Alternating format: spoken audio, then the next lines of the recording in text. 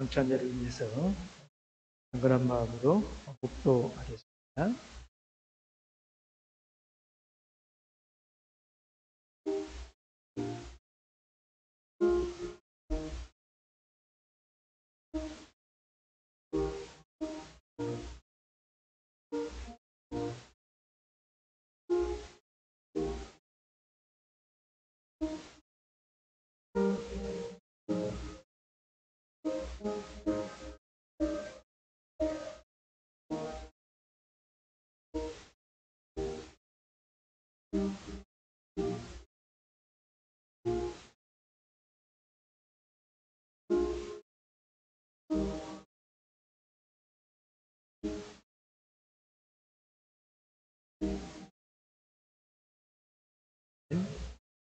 우리 주 예수 그리스도의 이름으로 성찬 예식을 거듭하도록 하겠습니다. 우리 다 같이 일어나서 부록 찬송 8장 다 같이 부르겠습니다.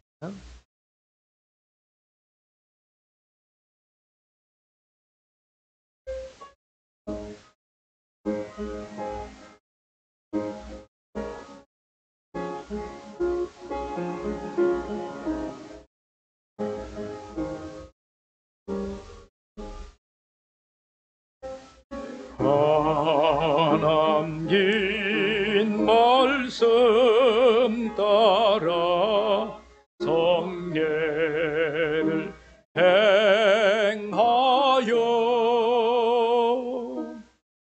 우리를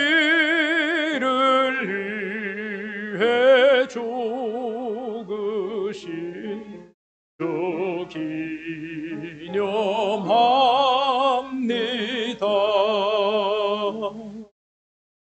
몸 버려 만든 영의 떡 한 편씩 나누고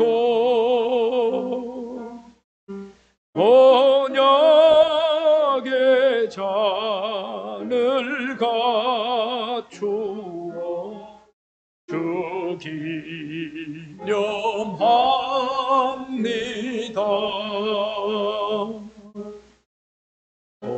동산서 세 번 비실 때 마음이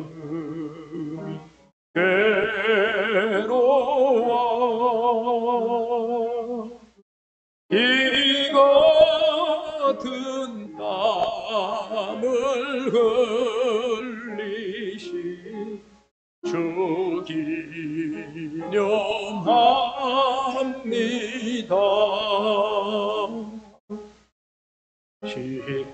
십자가 못을 박히신 골고다 제사는 날 위해 드린 것이니 주 기념합니다. 영원한 생명 얻게 한 사랑과 은혜를 나 깊이 감사하면서 주 기념합니다.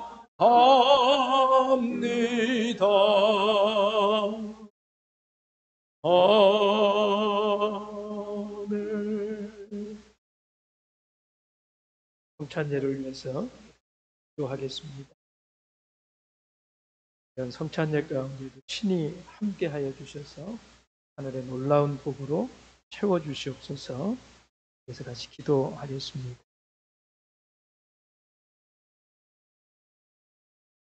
할렐루야. 주 예수 그리스도의 이름으로 기도드리옵나이다.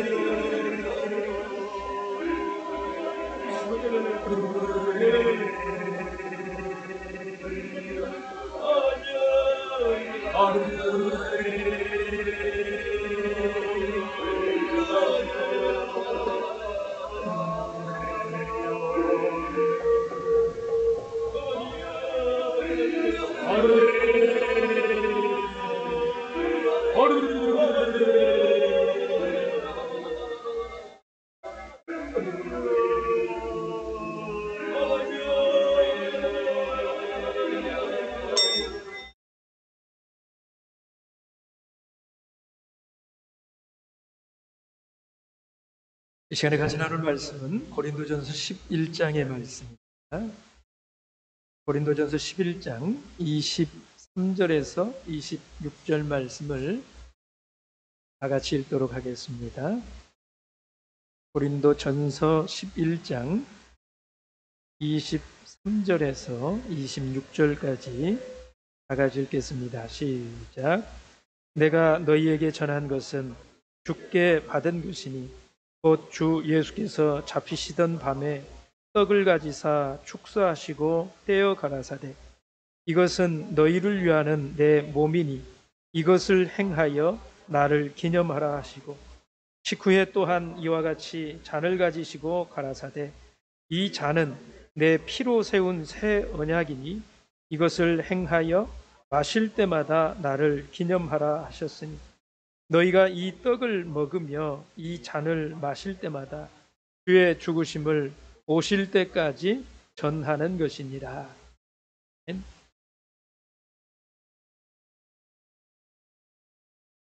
이 성찬예라고 하는 이것은 주님의 몸과 주님의 피에 참례하는 그런 시간이 성찬예입니다. 그래서 우리는 이 성찬을 받을 때에 거기에 합당한 그런 마음을 가지고 해야 됩니다. 그래서 이 성찬예를 임하실 때에는 우리 마음속에 두려움이 있어야 되죠. 그리고 또 감사의 마음을 절대 잊지 말고 마음에 간직한 채로 승리하셔야 됩니다.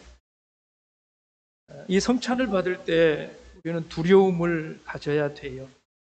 왜 그렇습니까? 이 성찬은 주님의 피에 참여하는 것이기 때문에 그렇습니다. 주님의 몸을 받는 것이기 때문에 그렇죠. 여러분 고린도전서 한 장 앞에 10장 16절의 말씀을 보시면 우리가 축복하는 바 이 축복의 잔은 그리스도의 피에 참여함이 아니며 우리가 떼는 떡은 그리스도의 몸에 참여함이 아니냐 이렇게 말씀을 했습니다. 우리 주님께서 잡히시던 그 밤에 떡을 가져 축사를 하시고 떼어서 주시면서 이것은 너희를 위하는 내 몸이라 이렇게 말씀을 하셨고, 잔을 가져 축사하신 후에는 이것은 너희를 위하여 붓는 내 피라 이렇게 말씀을 하셨습니다. 여러분, 축사를 하기 이전에는 이건 그저 평범한 떡에 지나지 않는 것입니다. 근데 축사라고 하는 것을 하게 되면 이제는 더 이상 이게 평범한 떡이 아니라 주님의 몸이 된다라는 것입니다.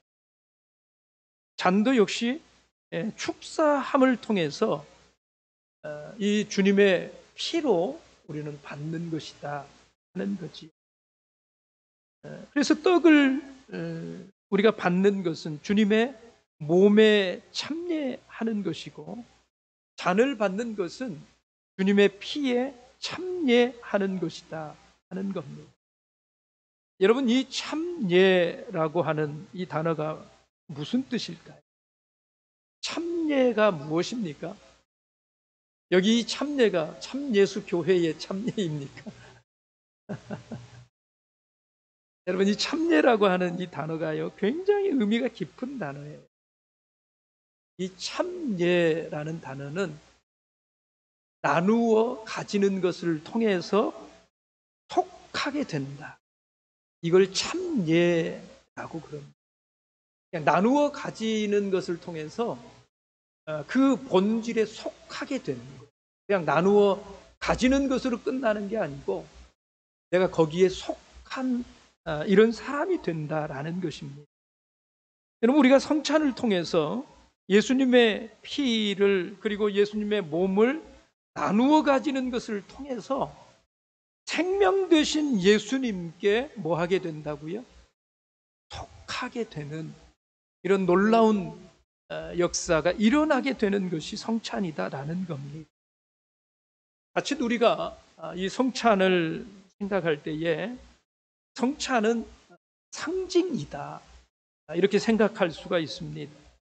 단순히 그냥 그래서 기념 예식 정도로 생각할 수가 있는데, 여러분, 상징이 아닙니다. 이 떡이 몸을 상징하는 것이 아니에요. 이 잔이 예수님의 피를 상징하는 것이 아니에요. 여러분, 상징이라고 하는 것은 무엇입니까? 뭘 상징이라고 말합니까? 우리가 가령 이런 걸 상징이라고 합니다. 우리가 네잎클로버라고 하는 걸 아시죠? 네잎클로버는 무엇의 상징이라고요?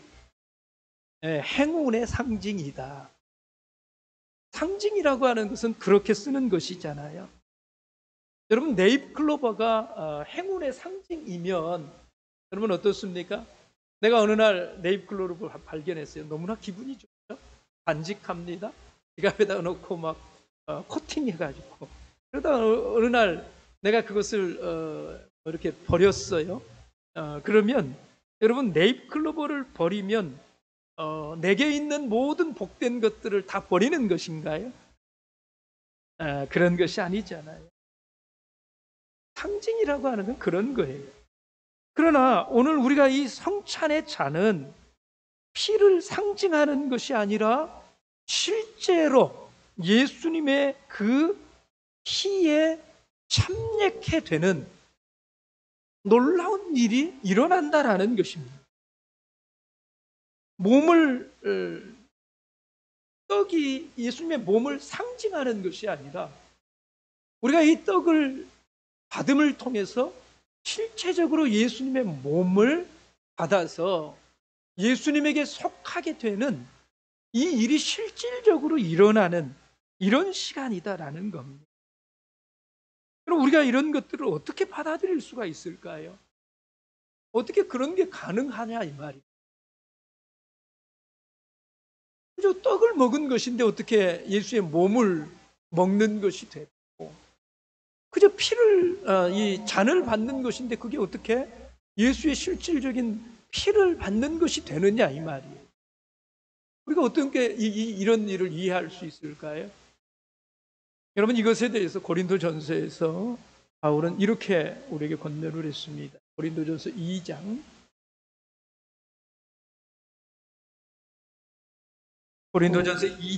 13절 14절 말씀을 드렸습니다. 같이 읽습니다. 시작. 우리가 이것을 말하거니와 사람의 지혜에 가르친 말로 아니하고 오직 성령에 가르치신 것으로 하니 신령한 일은 신령한 것으로 분별하느니라.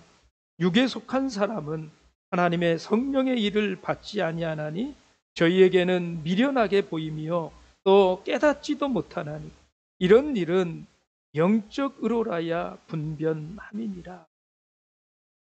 여러분, 이런 일들은 우리가 육적으로 우리의 이성을 가지고 이해하고 받아들일 수 있는 이런 일이 아니라고 말씀을. 그것은 우리가 영적으로 하나님의 이 믿음으로 우리 속에 일어나는 일이다 이 말. 마태복음 26장에 우리 주님은 제자들에게 성찬을 나누면서 이렇게 말씀을 하셨습니다. 마태복음 26장 26절의 말씀을 같이 읽겠습니다. 마태복음 26장 26절 함께 읽습니다. 시작. 저희가 먹을 때에 예수께서 떡을 가지사 축복하시고 떼어 제자들을 주시며 가라사대 받아 먹으라 이것이 내 몸이니라 하시고, 잔도 역시 우리 주님은 그렇게 축사하시고 저들에게 주시면서 받아 먹으라 이것은 너희를 위하는 내 피니라 라고 말씀을 하셨지요. 여러분, 주님이 축사하시고 그것을 당신의 몸으로 제자들에게 줄 때에 제자들 중에 누구도 이것이 어떻게 당신의 몸입니까? 이렇게 묻지를 않았습니다. 그들은 예수님이 주시는 그대로 믿음을 가지고 받았다라는 것입니다. 여러분, 성찬은 그리스도의 몸에 참여하는 시간입니다. 이 성찬은 그리스도의 피에 참여하는 시간인 것입니다. 그러므로 우리는 이 시간을 두려움을 가지고 참여하라는 것입니다. 여러분, 예수님의 몸을 받고 예수님의 피를 받는데 우리가 가벼운 마음으로 이렇게 참석해서는 안 되는 것이지요. 두 번째로 우리는 성찬을 감사함으로 받아야 됩니다. 우리 누가복음 22장 15절의 말씀을 보겠습니다. 누가복음 22장 15절 함께 읽겠습니다. 시작. 이르시되 내가 고난을 받기 전에 너희와 함께 이 유월절 먹기를 원하고 원하였노라. 우리 예수님께서 제자들과 함께 이 성찬의 때를 기다리셨대. 우리 제자들에게 유월절 만찬 자리에서 예수님이 성찬을 설립하시잖아요. 그 성찬을 저들과 나누기를 우리 주님은 원하고 원하셨다라고 말씀. 주님이 간절히 원하는 그 원하심으로 태워진 시간이 이 성찬이라는 것입니다. 여러분, 왜 그토록 우리에게 우리 주님께서는 성찬례 주시기를 원하신 것일까요? 왜 제자들에게 주님은 그렇게 간절하게 이 성찬을 주시려고 원하고 원하신 것일까요? 무엇 때문에 그러신 걸까요? 우리가 살기 위해서 반드시 필요하기 때문에 그렇습니다. 제자들이 살아가는데 반드시 필요하기 때문에.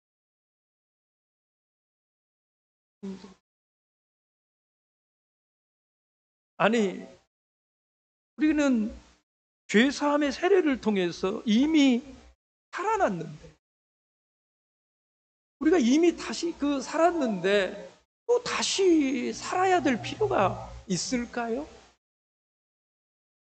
우리 이미 죄사함의 세례를 받고 출생을 해서 하나님의 자녀로 태어났지 않습니까? 왜 또 다시 사는 것이 필요하냐 이 말입니다. 왜 그 생명을 위해서 이 성찬을 받아야 된다고 우리 주님은 그렇게 말씀을 하시느냐 이 말. 여러분, 우리가 다시 사는 게 필요할까요? 필요합니다. 그래서 주신 거예요. 우리가 이것을 이치적으로 이해할 수 있습니다. 여러분, 생명이 태어났다라고 하는 것은 출생만을 의미하는 것입니까? 아니면 그 출생과 함께 성장하는 것까지를 내포하고 있는 것입니까? 한 생명이 태어났다. 우리 자녀들 태어난 것 우리 얼마나 축복으로 알고 기뻐합니까? 그 생명이 태어났다라고 하는 것이 여러분 출생만을 의미하는 것인가요? 그렇지 않지요. 그 생명이 태어난 것을 축하하는 것은 그가 낳은 이 자체만이 아니라 이제 그 생명을 유지하고 잘 성장하는 것까지를 다 내포하고 있는 것입니다. 그렇지 않습니까? 여러분, 이 사람이 살았다, 사람이 산다라고 하는 것이 무엇입니까? 그냥 응애하고 태어난 것으로 끝나는 게 아니다, 이 말. 그 태어난 생명은 이제는 살아가야 된다 하는 것입니다. 여러분, 태어나기만 하고 바로 죽어버려요. 의미가 있습니까? 아무 의미가 없잖아요. 태어난 생명은 반드시 살아가야 되는 거예요. 그 태어난 생명이 살려면, 살아가려면, 그 생명을 유지하려면 그냥은 안 되는 것입니다. 그 태어난 생명이 살아가려면 필요한 것이 무엇입니까? 그 태어난 생명이 살아서 성장해 가려면 필요한 것들이 뭐가 있을까요? 뭐가 필요합니까? 뭐가 필요해요? 먹는 게 필요한 거예요. 그렇잖아요. 먹어야 사는 것입니다. 먹지 않고 살 수 있을까요? 여러분, 우리가 먹으면 그것이 어떻게 피가 되고 그것이 어떻게 내 속에서 살이 되는지 우리 그거 모르지만, 그러나 먹으면 생명을 유지할 수 있고 살아갈 수 있도록 살게 된다라는 것입니다. 여러분, 세례를 받고 하나님의 자녀로 태어난 우리가요, 하나님의 자녀로 살려면 우리에게도 필요한 것이 무엇이겠습니까? 먹는 게 필요해요. 그냥은 안 된다 이 말이에요. 영적 양식이 있어야 된다 이 말이에요. 그 영의 양식들이 우리를 살리는 것입니다. 여러분, 우리가 살기 위해서 필요한 생명의 양식이 있어요. 우리가 살기 위해서 그 생명의 양식을 먹어야 됩니다. 먹지 않으면 죽습니다. 성장할 수가 없어요. 근데 이 성경에 하나님께서는요, 우리가 살기 위해서 먹어야 될 생명의 양식에 대해서 여러 종류를 말씀을. 성경이 말씀하는 생명의 양식 어떤 것들이 있습니까? 신명기 8장 3절의 말씀을 보시면, 신명기 8장 3절 함께 읽어보겠습니다. 시작. 너를 낮추시며 너로 줄이게 하시며 또 너도 알지 못하며 내 열조도 알지 못하던 만나를 내게 먹이신 것은 사람이 떡으로만 사는 것이 아니요 여호와의 입에서 나오는 모든 말씀으로 사는 줄을 너로 알게 하려 하심이니라. 하늘에서 내려온 이 만나는 우리가 먹어야 될 뭘 상징한다고요? 하나님의 말씀을 상징하고 있었다라. 그래서 하나님 백성들이 이 영의 생명을 살찌우고 성장하고 살게 하기 위해서는 반드시 뭘 먹어야 돼요? 하나님의 말씀을 먹어야 된다라는 것입니다. 하나님의 말씀을 먹지 않고 이 영의 생명을 유지할 수가 없어요. 그래서 이 하나님의 말씀이 우리 영의 양식이다라는 것입니다. 두 번째는 이 하나님의 말씀이 우리 생명의 양식이 되는 것이고요. 두 번째는 요한복음 4장을 보시겠습니다. 요한복음 4장 여러분, 이 생명 양식은 한 가지만 말씀한 것이 아니에요. 요한복음 4장 34절을 보겠습니다. 34절 함께 읽겠습니다. 시작. 예수께서 이르시되 나의 양식은 나를 보내신 이의 뜻을 행하며 그의 일을 온전히 이루는 이것이니라. 예수님이 먹을 양식은 따로 있대. 우리 예수님은 뭘 양식이라고 말씀을 하셨습니까? 나를 보내신 이의 뜻을 행하며, 하나님의 뜻을 행하고 하나님이 나에게 맡기신 사명, 그 사명을 이루어 가는 것, 이게 내가 먹을 양식이다. 그렇게 말씀하셨어요. 여러분, 하나님 백성들이 하나님 백성답게 잘 성장하려면 이 양식을 먹으셔야 돼요. 하나님 말씀에 먹지 않으면 굶어 죽는. 그런데 우리를 또 성장하게 하는 것이 뭐냐면 우리에게 주신 사명을 이루는 것입니다. 하나님이 하라고 하시는 일, 하나님이 기뻐하시는 일들을 감당해 나가는 거예요. 그래서 우리 성도들은 교회 그냥 다니시면 안 됩니다. 하나님의 일들을 찾으셔야 해요. 교회 와서 그저 그냥 섬김만 받고 이러시면 안 돼요. 내가 일을 찾아서 그 일들을 잘 해나가는, 이걸 통해서 내 영의 생명이 뭐예요? 건강해져. 그리고 생명이 성장한다 이 말이에요. 쑥쑥쑥쑥 자라나가기 위해서는 이 사명을 감당하려고 하는 이 마음이 있어야 된다라는 것입니다. 세 번째는 요한복음 6장 27절의 말씀을 보시면, 요한복음 6장 27절 함께 읽겠습니다. 시작. 썩는 양식을 위하여 일하지 말고 영생하도록 있는 양식을 위하여 하라. 이 양식은 인자가 너희에게 주리니 인자는 아버지 하나님의 인치신 자니라. 영생하도록 있는 또 한 종류의 양식이 있다는 거예요. 이 양식은 인자가 너희에게 줄 것이다라는 거예요. 이 인자는 예수 그리스도를, 당신을 가리키는 말씀이 있잖아요. 내가 줄 것이다라는 거예요. 여러분, 이 요한복음 6장에서 예수님이 주시겠다는 양식은 뭡니까? 32절에서 34절을 보겠습니다. 32절에서 34절.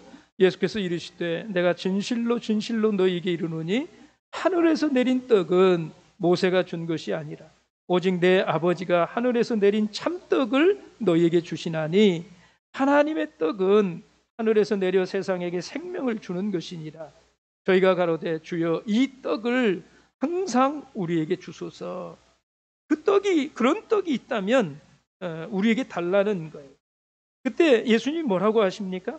35절 같이 읽겠습니다. 시작.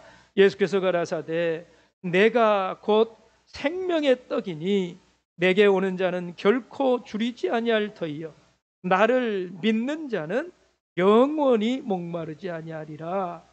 그런 떡이 있으면 우리들에게 좀 주십시오. 그랬을 때 예수님은 뭐라고 말씀을 하시느냐? 내가 곧 생명의 떡이다라고 말씀을 하십니다. 48절 말씀에도 보시면 내가 곧 생명의 떡이로다. 51절 52절 말씀에도 보시면 나는 하늘로서 내려온 산떡이니 사람이 이 떡을 먹으면 영생하리라. 나의 줄 떡은 곧 세상의 생명을 위한 내 살이로라 하시니라. 내가 생명의 떡인데 내가 너에게 줄 떡은 내 살이다. 52절에 그래서 유대인들이 뭐라고 합니까? 이러므로 유대인들이 서로 다투어 가로되 이 사람이 어찌 능히 제 살을 우리에게 주어 먹게 하겠느냐. 다툼이 벌어졌어요. 여러분, 주님이 내가 주겠다, 내가 떡이다, 내가 생명의 떡이다. 근데 그 떡은 내 살이야. 내 살을 먹고 내 피를 마셔야 너희들 살 수 있어. 주님이 주시려고 하는 이 살이 무엇입니까? 53절에서 57절을 보시오. 예수께서 이르시되 내가 진실로 진실로 너희에게 이르노니 인자의 살을 먹지 아니하고 인자의 피를 마시지 아니하면 너희 속에 생명이 없느니라. 내 살을 먹고 내 피를 마시는 자는 영생을 가졌고 마지막 날에 내가 그를 다시 살리리니 내 살은 참된 양식이요 내 피는 참된 음료로다. 내 살을 먹고 내 피를 마시는 자는 내 안에 거하고 나도 그 안에 거하나니 살아계신 아버지께서 나를 보내심에 내가 아버지로 인하여 사는 것 같이 나를 먹는 그 사람도 나로 인하여 살리라. 여러분, 예수님은 지금 이걸 다른 게 아니라 바로 이 성찬을 통한 축복을 말씀하고 있는 것입니다. 오늘 우리가 참여할 이 성찬에 임할 축복이 무엇입니까? 여기 53절에서 57절까지 말씀하신 이 축복이, 이 살과 이 피를 마셔야, 이 살을 먹고 이 피를 먹어야, 마셔야, 그것이 우리에게 생명의 양식이 되어서 우리를 살게 하고, 그리고 마지막 날에 연합한 자가 되어서 영원히 살게 하겠다라는 것입니다. 마지막 날에 부활의 몸을 입고 영원한 생명에 들어갈 수 있는 사람이 누구냐? 내가 주는 이 살과 이 피를 먹고 마시는 자들이 그 생명을 얻게 된다라고 말씀을 합니다.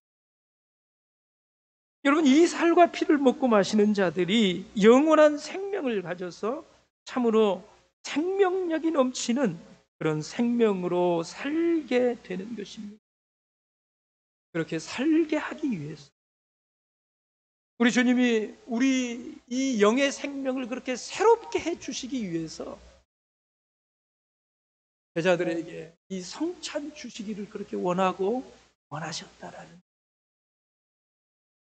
저는 그래서 이 성찬을 받을 때마다 정말 마음에 새로운 이런 감사의 기도를 드립니다. 제가 이런 말씀들을 좀 어떻게 형상화를 해서 좀 이해를 해보려고 생각하다가 저는 나름대로 그런 생각이에요. 하나님 안에 우리가 이제 장차 입게 될 영원한 영의 몸이 있지 않습니까? 그 영의 몸이 지금은 어떤 이것일지 너무 희미해요. 근데 우리 주님이 야고보서에서 말씀한 것처럼 그날이 되면 너희가 나와 같을 줄을 내가 아노니 이렇게 말씀을 하시잖아요.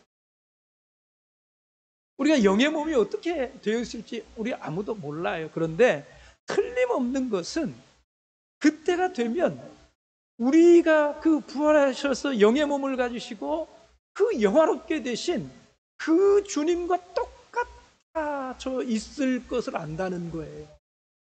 그건 틀림없는 말씀 아닙니까? 그래서 그 말씀을 가지고 제가 좀 형상화를 시켜요.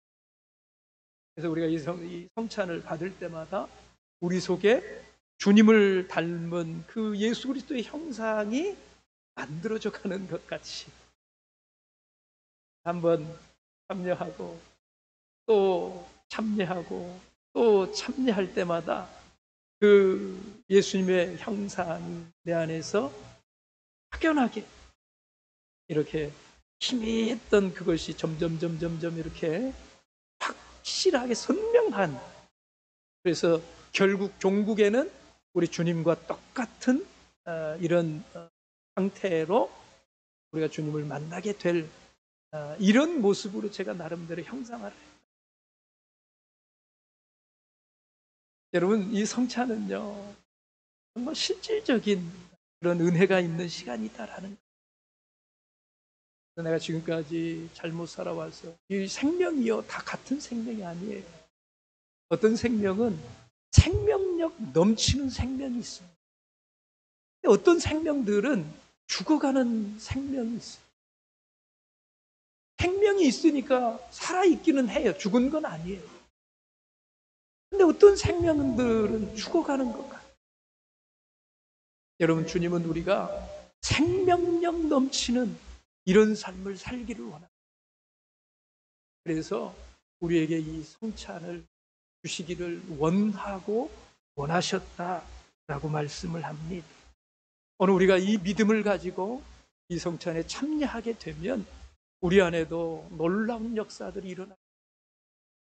하나님 우리를 새로운 생명으로, 생명력 넘치는 생명으로 힘을 주십니다. 그래서 우리는 이 성찬을 받을 때에 정말 감사함으로 받습니다. 예수님이 원하고 원하시는 마음으로 우리에게 이 성찬을 베풀어 주시는 그 마음을 기억해야 됩니다. 그리고 우리가 이 성찬을 받을 때는요, 결단을 해야 됩니다. 어떤 결단 해야 될까요? 주님, 당신의 죽으심 때문에 내가 산 것이니 이 생명 헛되이 살지 않겠습니다. 이런 결심을 하셔야 해요. 주님, 당신의 죽으심 때문에 내가 산 것이니 이제는 제가 당신의 몸 된 이 교회를 위해서 살 것입니다. 여러분, 예수님이 십자가를 지신 것 두 가지를 위해서 죽으셨다고 그랬지요. 주님이 죽으심을 통해서 세우신 것, 살리신 것 두 가지가 있어요. 무엇을 세우셨습니까? 교회. 무엇을 살리셨습니까? 나를 십자가를 통해서 내가 살게 된 것입니다. 그래서 이 교회를 통하여 주님이 이루시기를 원하는 그것, 제가 주님의 몸된 교회를 위해서 그 일들에 참여하는 자가, 이런 마음에 그런 결단이 있으시면 우리가 이 성찬을 헛되이 받지 않는 이런 시간이 될 것입니다. 이 성찬을 받으실 때에는 분별함이 있어야 됩니다. 고린도전서 11장 27절에서 31절 말씀을 보겠습니다. 고린도전서 11장 27절에서 31절. 그러므로 누구든지 주의 떡이나 잔을 합당치 않게 먹고 마시는 자는 주의 몸과 피를 범하는 죄가 있느니라. 여러분, 이것이 상징이 아니라 우리가 실질적인 예수님의 몸과 예수님의 피에 참여하는 시간이기 때문에 이것을 함부로 받아서는 안 된다라는 것입니다. 합당치 않게 먹고 마시는 자는 주의 몸과 피를 범하는 죄가 있다라는 것입니다.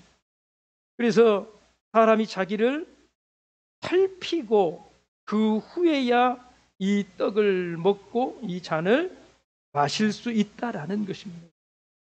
그래서 이 성찬을 받으실 때에는 그냥 참여하시면 안 되고요.